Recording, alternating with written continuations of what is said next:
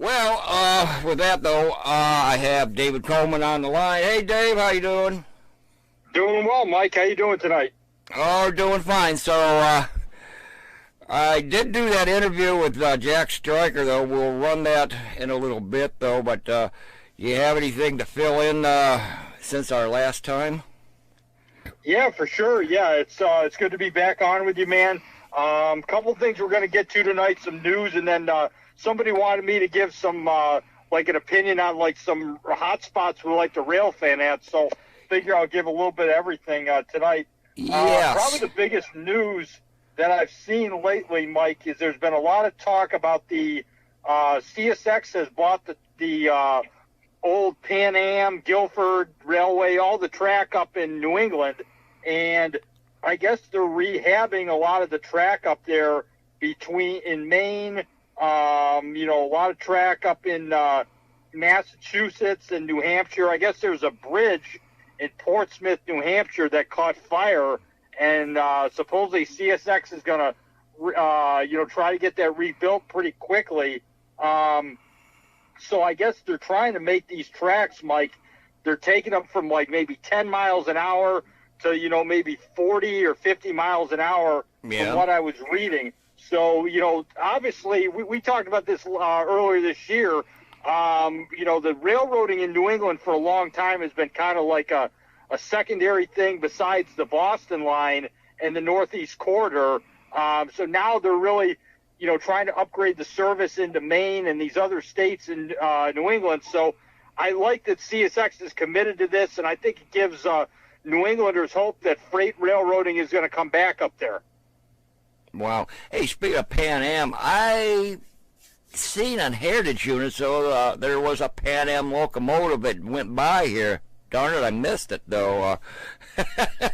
It did go by here, and it looked pretty cool looking, a Pan Am locomotive. Oh, okay. Yeah, they're probably, probably because CSX owns them now. Yeah. Probably their units are probably going everywhere, kind of like with the Montana Rail Link being owned by the BNSF. So, and their units have been showing up like all over the place, too, on the BNSF. So, yeah, it doesn't surprise me that their units would be on CSX in other states.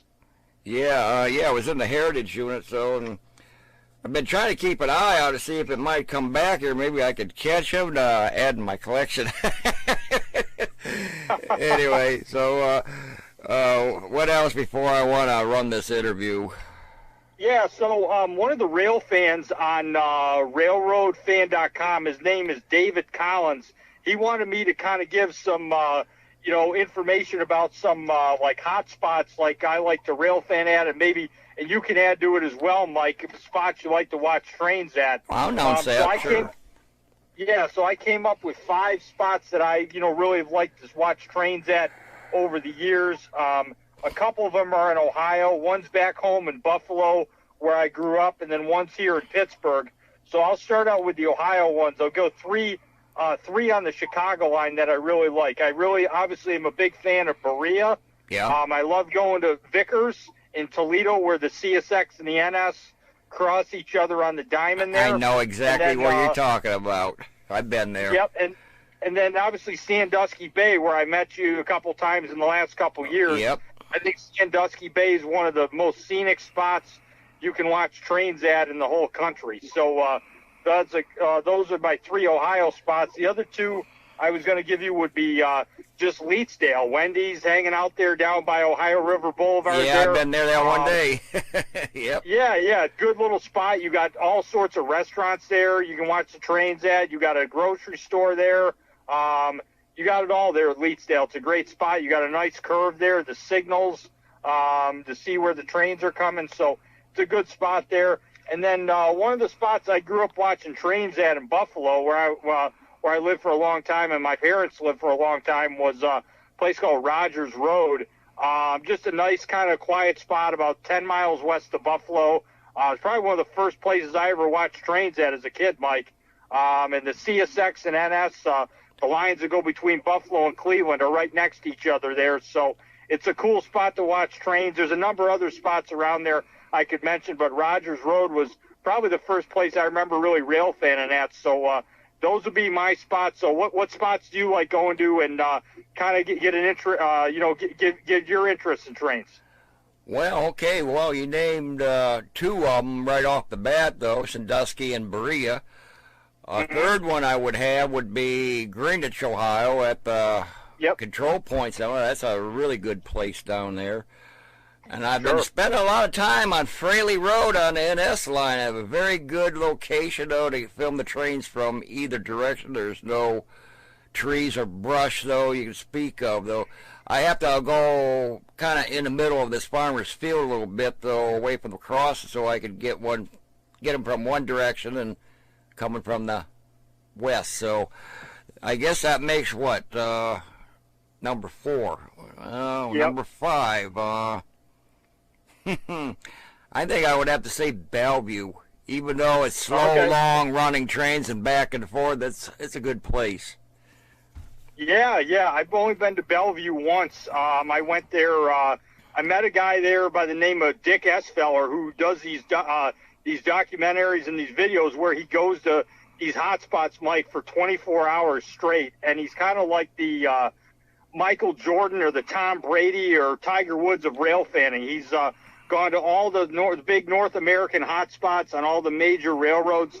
And I spent a night, like probably about 6 or 8 hours with him rail fanning in Bellevue at the station there in 2019. And man, it's a unique spot because the trains go all different directions there, and you get a little bit more variety there than you get up on the Chicago line with the wheeling trains, and you get so many moves that go in different directions. It is a fascinating spot there because that yard is such a integral part of NS.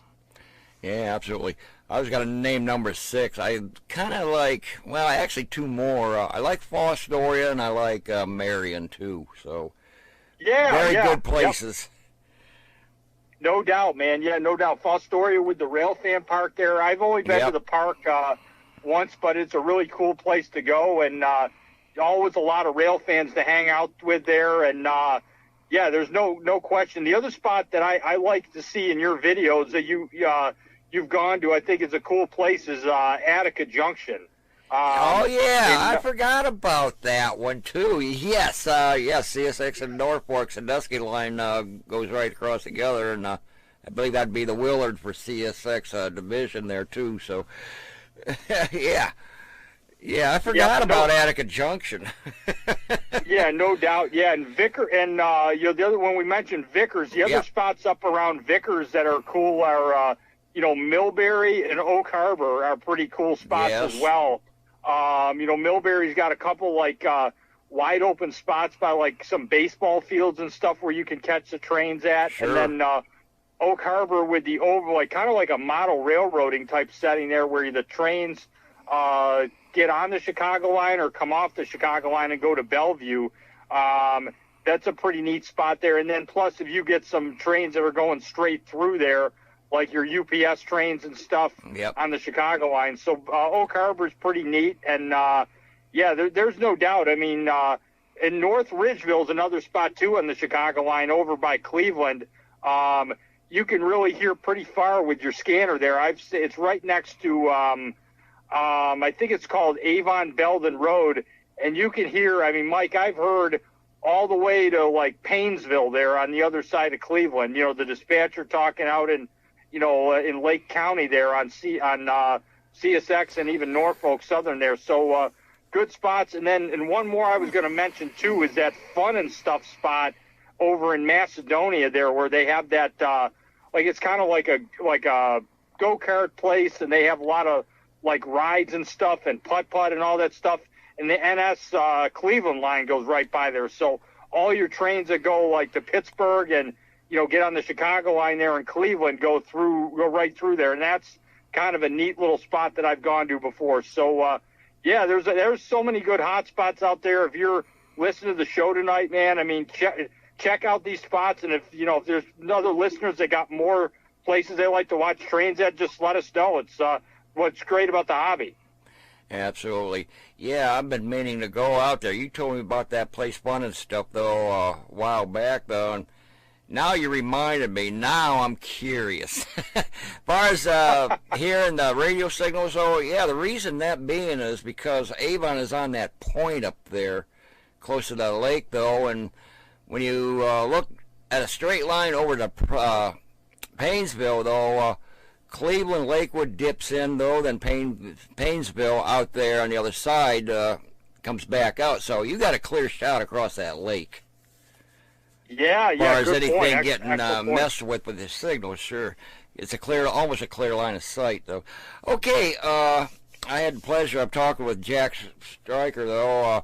He couldn't be on here live, though, because of his scheduling, though. But this is a recorded interview with Jack Stryker talking of the Detroit Q line. And he happens to be the supervisor of the Detroit Q line. So let's let her roll.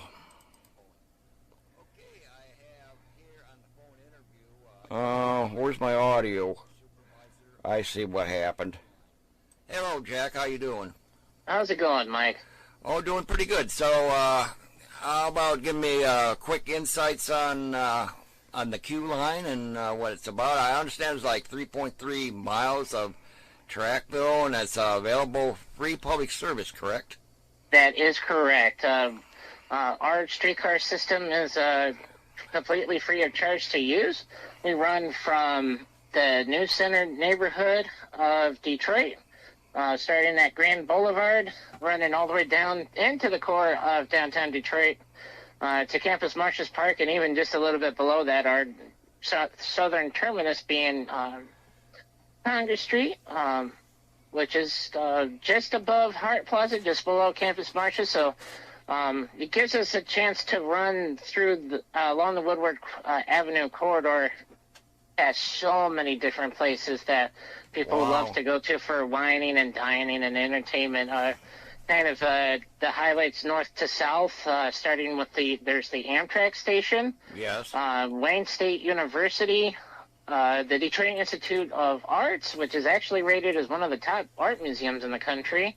The Detroit Public Library's main branch, the Detroit Symphony Orchestra, Hot Cat, which is a popular place for people to dine at.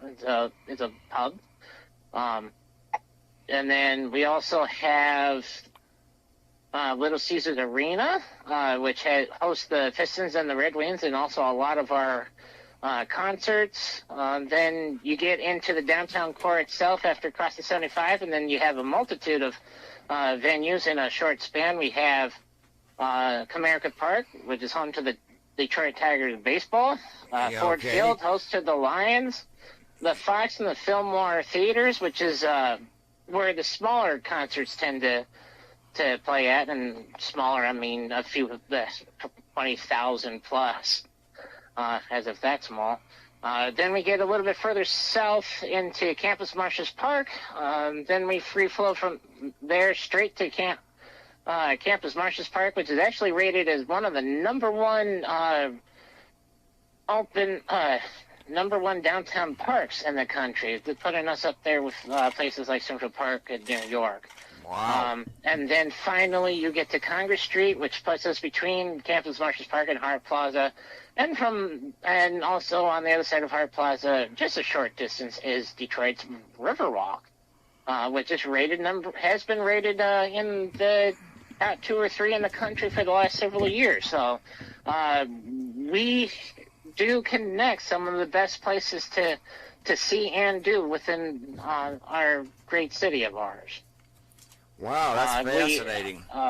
We are also a unique streetcar system. We were one of the first to go to be 60% off-wire and run on lithium-ion batteries. Our streetcars can operate, does have pantographs to operate on wire, which only consists of one long segment, one short segment, that plus some charge bars at other random stations in the off-wire territory.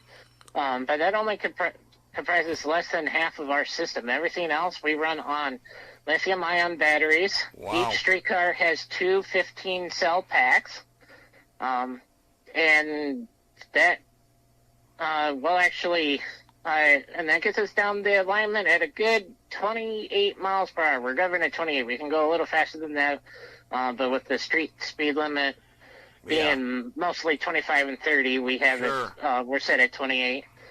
We can make the when traffic is free flowing, we can make the runs end to end in 24 minutes with our run times internally carded for 30. Wow. We have 4 streetcars out usually at any one time, giving us 15-minute headways for service, which is not bad at all for the size of system that we have. No, absolutely not. That's not bad at all. As for this year's we've had a couple of significant milestones for 2024.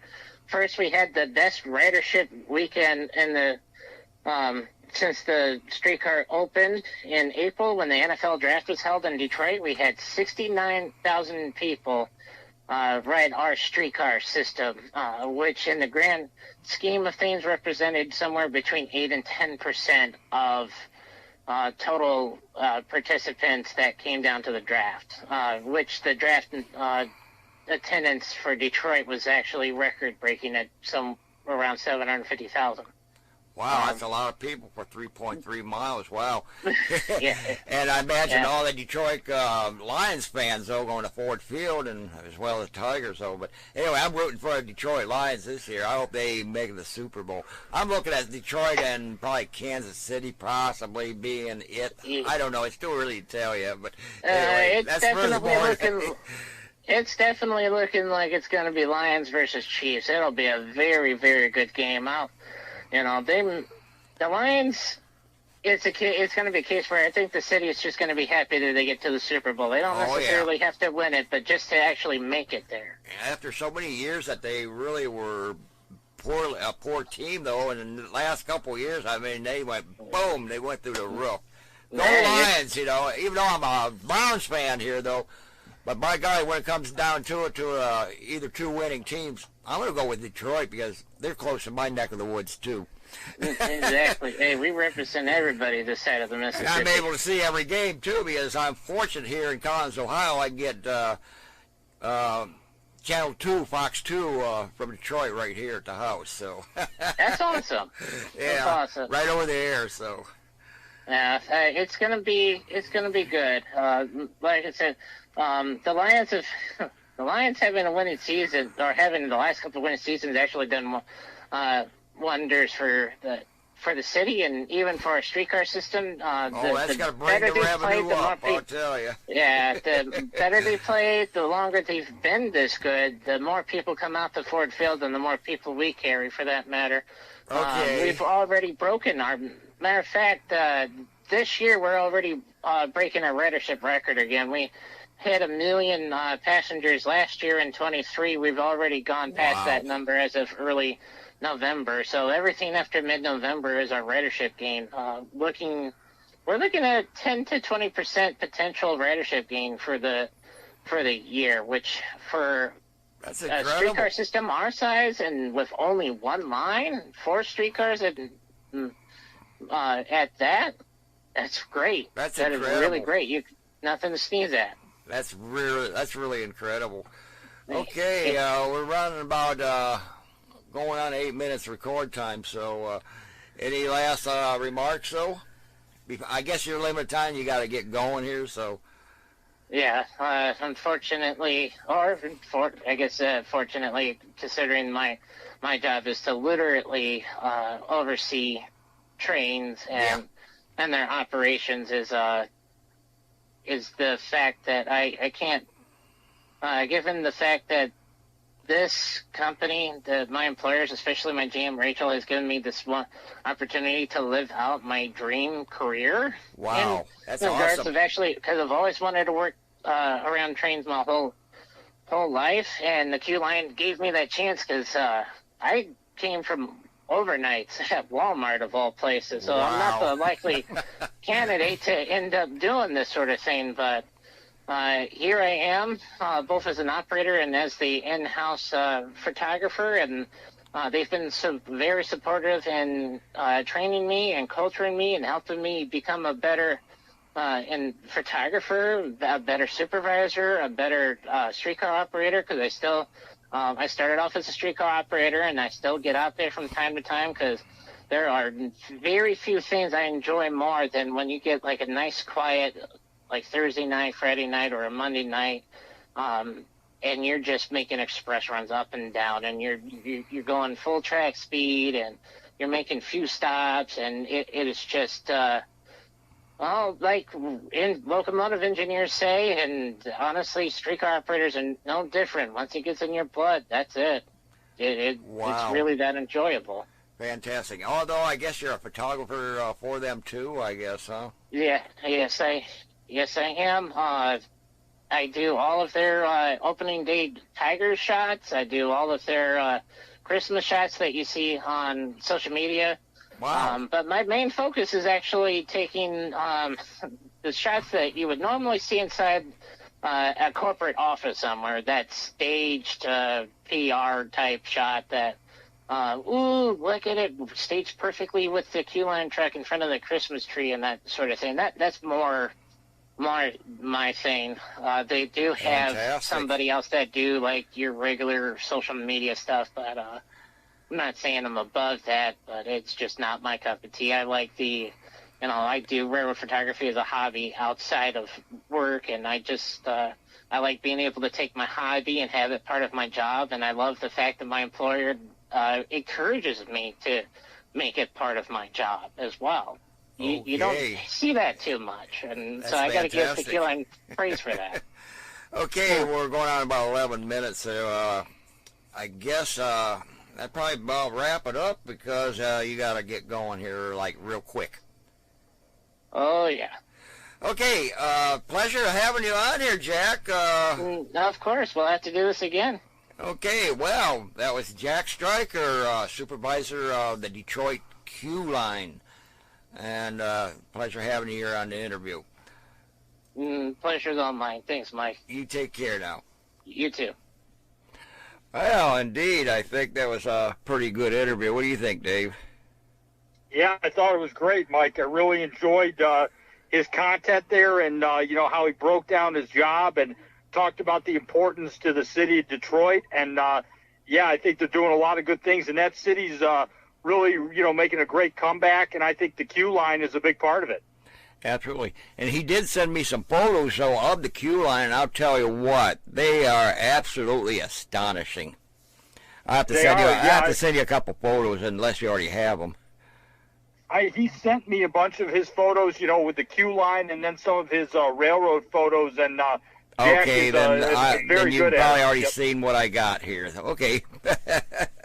Yep. But, oh, man, I mean, beautiful photography, nice night shots on downtown Detroit like that. Oh, they were really nice.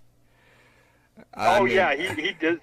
Yeah, he does a great job, and he's a pro at it for sure. And I really enjoy his content, and whether it's taking photos of the Q Line or the different railroads around Detroit, and he's had stuff in magazines and calendars, so he's very accomplished.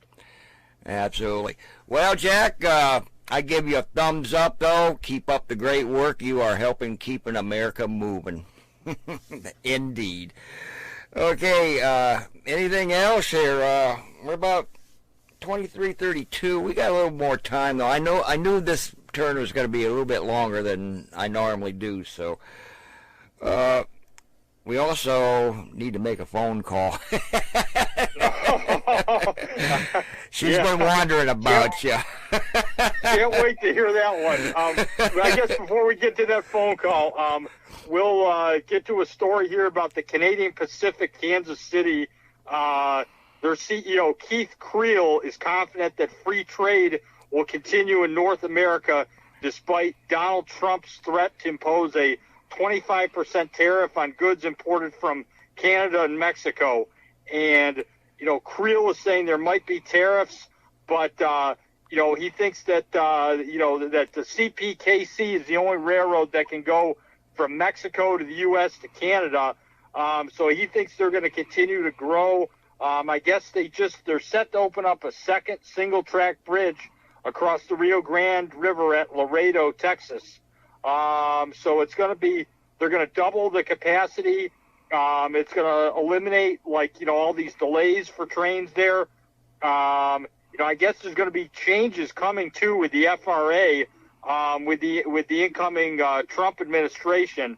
So I guess there's going to be some encouragement with that. And I guess the other thing that's going on with the CPKC is that they're running some trains now on this former Meridian and Bigby Railroad in the southeast, where they link these trains between different points in Texas and the southeast and Mexico. So I guess, these trains carry that Schneider National traffic, Mike.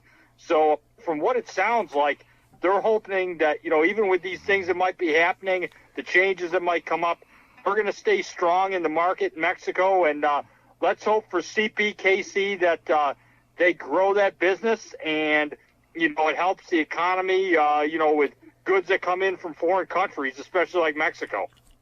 Wow, interesting on that, though. Hey, I was going to tell you something, though, that was pretty startling. About 3 weeks ago, down in Greenwich, I heard a call about signal failures and stuff, and come to find out, some copper thieves broke into the signal huts and gutted all the copper wiring out, disabling the whole complete signal system. What a mess that was, from what I understand. What the heck is the sense of that? There isn't that much copper in these things, not compared like they used to be in the old days. There's not that much in there because everything is all going, digital and everything in there, and there's very few heavy wiring in there anymore. Yeah, you might have bus lines, so for the batteries, the big tall batteries you got in them things, and power supply, the rest of it, though. But I mean, they got in there and got what, maybe $10, maybe a copper at the most. What kind of half-ass thinking is that? I know one thing.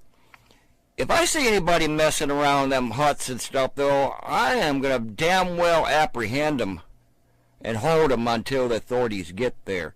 And I go armed on these places, so I don't think anybody's going to run. If you know what I mean. Yeah. So what happened to the signals? Which signals were all of them damaged? All of them in Greenwich on North Niffen Street. There's 1, 2, 3 of them, 3 sets there. And there's 6 tracks going across through there. Well, every one of them was disabled. They had to have people out there to protect the crossing while signal maintainers got out there to rebuild every one of them bungalows. I mean, that's crazy. Oh. And I'm warning you, copper thieves, stay out of these things. You could cause a disaster. You could be targeted for attempted terrorism if they want to push. If they want to push the issue that far, and don't let me catch you. If I do catch you, though, you're going to wish the authorities got to you first before I did. Or something in that facsimile. Anyway, I had to tell you this story, though, because it really upsetted me when I heard that.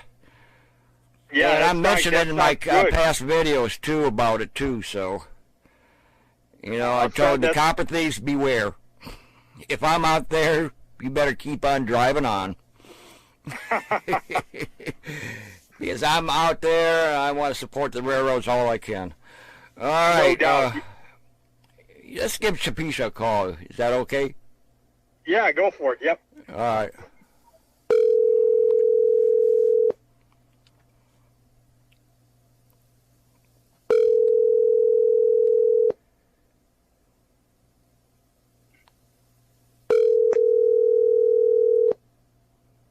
This is the Champisa Jones and Tyrese residence. Thanks for calling.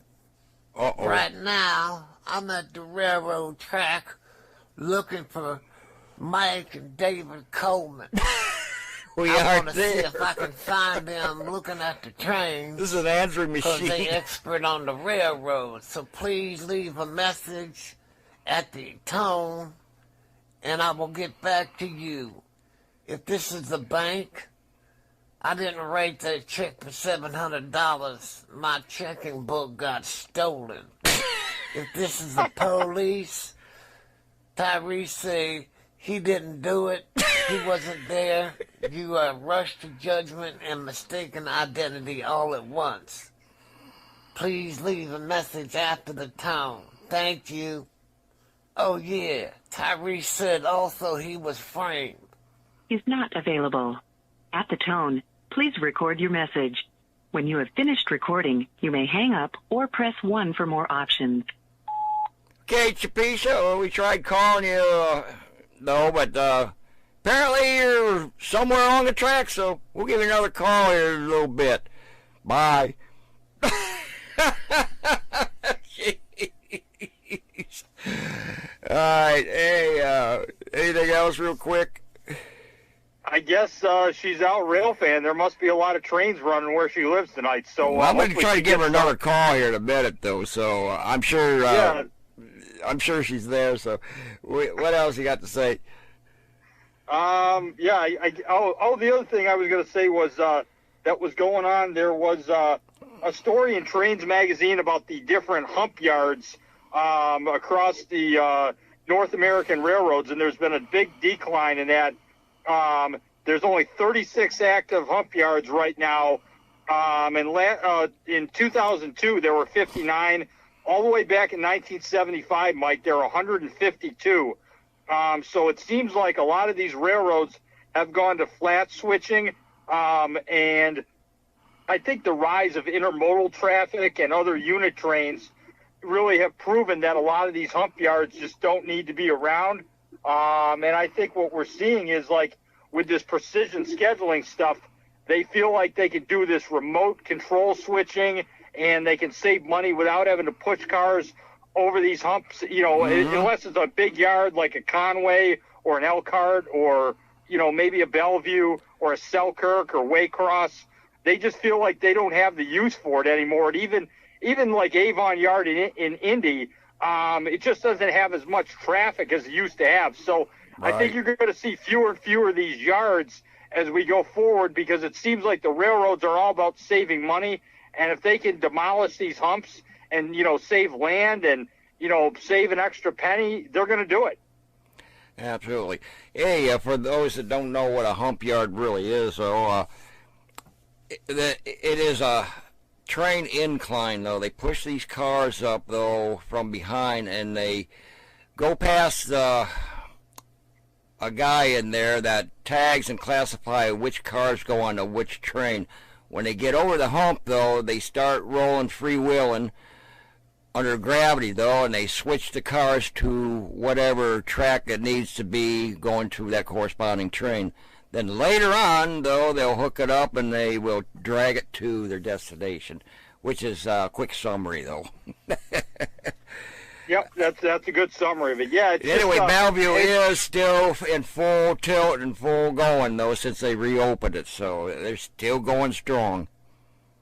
That's good. Yeah, Bellevue should be. I mean, Bellevue's an important spot, and we're seeing, Mike, with more and more trains being routed that way off the Chicago line. Some of these manifests that used to bypass Bellevue and go in there, it just shows that it is an important spot on the NS system. And hey, if you if you have a need for it, you could still use it. But I think the days of like areas like Toledo having yards like that are probably gone, because a lot of those towns, Buffalo as well, Rocky Mountain, North Carolina, a lot of these towns are just crew change points now. So you're seeing a lot less of that, because let's face it, a lot of these trains that we see are really trains that go pretty long distances, and they're really, trying to provide a service for a UPS or a JB Hunt or a FedEx or Schneider National, and those trains just would never go over, a hump and go into a yard like that. So that's why I think we're seeing less of it. But in spots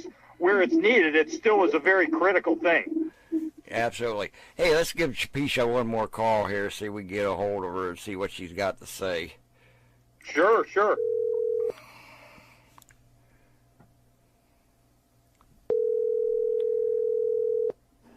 I told you, Letitia, I don't want no Avon. I told you already, I don't want no Avon. Chapisha, it's me, Mike. Come on. It's me, Mike. Oh, Mike, I'm sorry, man. I thought that was Letitia trying to sell me Avon again. She already called me like 50 times today. So what's I up? got big news. What's the news? Guess what, Mike? I'm going to be on TV. You are? Yeah. I'm going to be on Black Impact. What? You heard what happened to me Black at the African Impact. American Detroit Diva competition. They want to talk to me on the TV show. You gonna watch it? What channel? I'll be on this Wednesday at 4:30 in the morning till 4:47 on their show, Black Impact on Channel 10. Okay, that'd be Lansing. Gail says she do my hair again, so I look nice on TV. I can't wait, because I want to tell them what happened. What happened? When they told me I wasn't allowed to compete on the show because I sang Sweet Home Alabama, and they made Yeah, I me leave. remember you telling me Then I that. fell down the steps. Everybody was laughing at me. See, you know what I did, Mike? What'd you do? I filed a complaint with the NAACP about racism for the What the heck is that? Detroit Diva competition. I said they was racist. Well, the NAACP turned me down. Yeah? So you know what I did after that? What'd you do? I filed a complaint against the NAACP with the NAACP about the NAACP was racist because they turned me down. So I hope they decide in my favor against themselves. Maybe I'll get some money. I'll give you some of it. We'll go ride the trains. Okay, I got whatever a you say. great idea, Mike. What's the idea? We'll get tickets to Pittsburgh on the train. We'll ride that train to Pittsburgh, and then we'll go see David Coleman in Pittsburgh. Can you ask him if it's okay if we stay at his house for a couple of days? That way we don't have to get a hotel. I'd have to See check if with he says him. it's okay, and I'll get the tickets when I get that money. See, it's a win-win situation. We get to ride a train, plus we get to see David Coleman in Pittsburgh, and like when he's really there, not on the radio. We could all like go down to the railroad tracks and watch the trains and see what we can see. That'd be fun, man. But I mean, I don't eat much. If he has us stay over, I won't eat up all his snacks. I'd hope Do not. like some Fritos or something. But other than that, it's pretty cool. Well, I better get going. I gotta bounce. You So, go bounce I somewhere. love you, Mike. I love you, David Coleman. I love you, Steve. I love you, Gail. I love you, Natalie. I love you, Kevin. I love you, John. I love you, Phil. I love you, everybody in the chat room. I'll talk to y'all later. All right, you Peace. go bounce.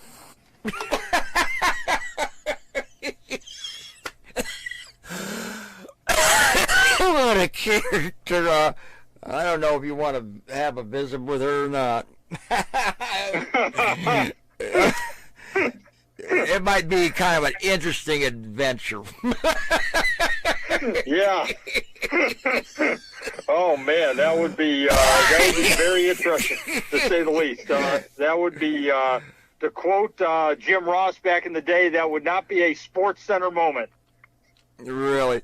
All right, we're really running over time. We're almost going on. We're 23:47. So anything else? No, I think we got it all, man. That was a good show. Got a little bit of everything in there, and hope all the people that I emailed and contacted about the show got to listen, or will listen to the podcast of it, because it was great. And thanks again, Mike, for having me on. Okay, thank you very much, too. So, all right, Dave, we'll talk to you. When's our next airtime? Looks to me it's going to be on January 4th. Awesome, Mike. That sounds good. Okay, very good. Thanks, Dave, and we'll keep in contact with each other.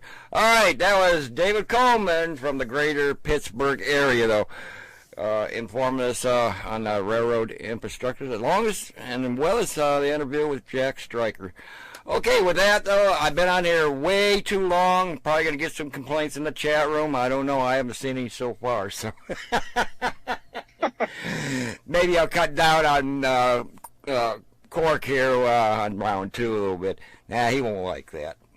Back to he's in the chat room now. And I know, Cork, you heard me.